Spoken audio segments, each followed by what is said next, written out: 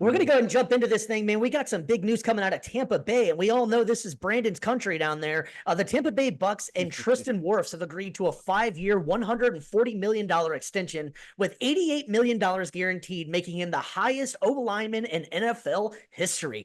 With the big uglies getting some lug out there, man. So, general manager of the Tampa Bay Bucks, Jason Light, said this of Wirf: "Since the day he walked in the door, Tristan has brought a work ethic and commitment to greatness that has elevated everybody in the building." Brandon, we know you were going to have a lot to say about this one, so why don't you go ahead and let us know about the Tristan Wirfs breaking that deal down there, man? It's about time they got this deal done. I am so glad that we signed this big boy for a long term, and believe all the hype, believe all the praise you've been seeing, not just Jason Lai, but everybody saying about Wirfs. He is probably the most athletic offensive lineman in the league. I mean, shoot, before he even got drafted, you saw videos of him jumping out of the pool while he was at Iowa. Like, the dude That was what is I was about to say. strong. That pool thing was insane. Yeah, Yeah, dude, that's tough, man. That's tough to do. it is. And at 320 pounds, like, he is strong, he's explosive, he's fast. And also, too, for a young guy, he's only in his mid-20s right now. He hasn't even reached his technical physical prime. He plays like a 10-year veteran. You know, you see some of these guys out there like Trent Williams who command so much money on the market. Well, and, you know, rightfully so. But he, to me, shows the physical and mental characteristics of guys that are 10 years his senior. He's just an incredible player. And I'm so happy that he's not only getting paid the money he deserves, but he's also going to stay right here in Tampa, going to protect Baker Mayfield for the foreseeable future. Yeah. Amen to that, man. And he just moved over, if I'm not wrong, over to the left side, right, the blind side over there. So he moved over there seamlessly as well. That's not his natural position, and Baker definitely was excited he had a big man like that down there, right? Oh yeah. Well, and considering all the other options prior to were Donovan Smith, who's basically a human turnstile or a holding penalty waiting to happen, it was definitely time for him to make that transition. I wondered for so long why we kind of kept him on the right side.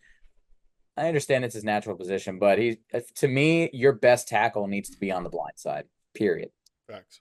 Facts. Yeah, I agree. I agree. G Mike, man, that's a lot of money for the O lineman out there, man. What's your thoughts on this one?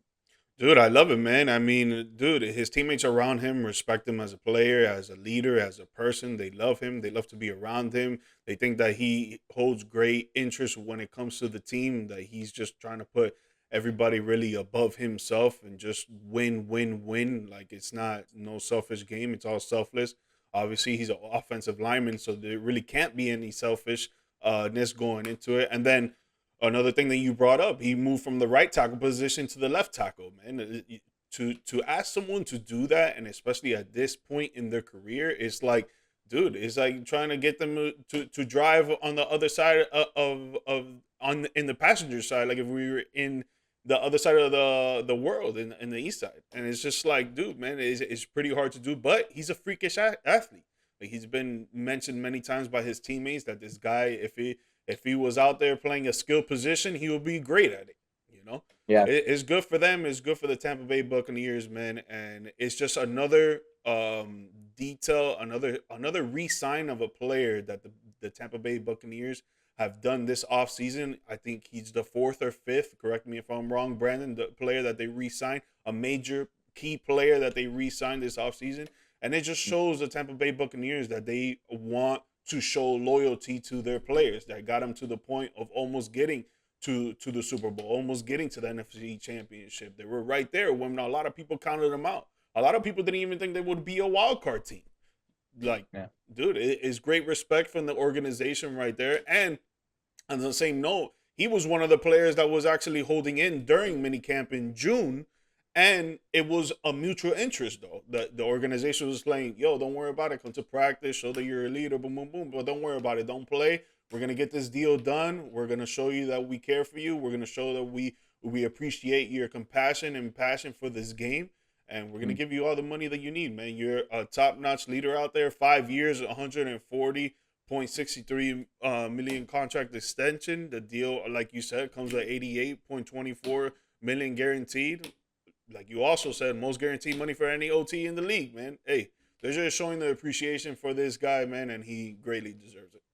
Yeah, and Yep. it's the fact though too that he not only his teammates are giving praise to him, but it's been demonstrated by them voting him as a captain last year. And I think he's a guy that could be a captain. That's going to be captain for years to come. He's going to continue, I think, till the day he retires. He's going to have that C on his chest there.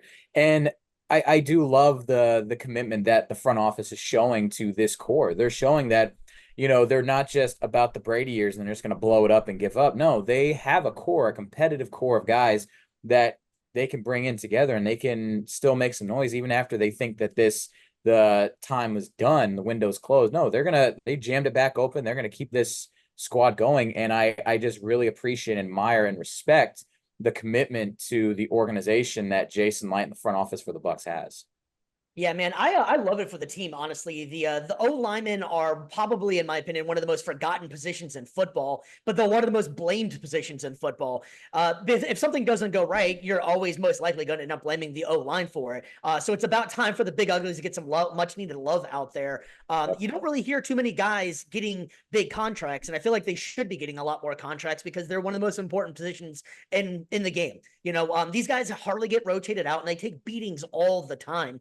And let's face it, man, without a good O-line, your team ain't worth a damn. A perfect example, and Brandon, you'll appreciate this, and as a Bucks fan, was Patrick Mahomes whenever the Bucks played the Chiefs. The Bucks did not, or excuse me, the Chiefs did not have a great offensive line that time. Patrick Mahomes, as great as he is, can only do so much, and he was running for his life out there. And obviously, as you can see, what happened, the Bucks won that Super Bowl. Another one would be for whenever my Indianapolis Colts, my favorite team, if they could have kept that offensive line up a little bit more, we might probably still have Andrew Luck, and who knows what the future would have been with that. But Andrew Luck took a beating upon beating back there, lacerating kidneys, and so the writing was on the wall for him to possibly just retire and call it a day, because it isn't worth in the long run. So I do think it's a great deal for Tristan Wirfs and the Tampa Bay Bucks. It's important to keep that offensive line because your team won't go anywhere without it. Yeah, well, and in that Super Bowl too against the Chiefs, they had two of their starting tackles were injured, and so they lost them to that, and they were starting two backups. So it just goes to show, people think, and I remember a comment, I forget who said it, but they said, "Oh yeah, you can just throw anybody in the offensive line and they'll do great." And it's like, that's such an ignorant take.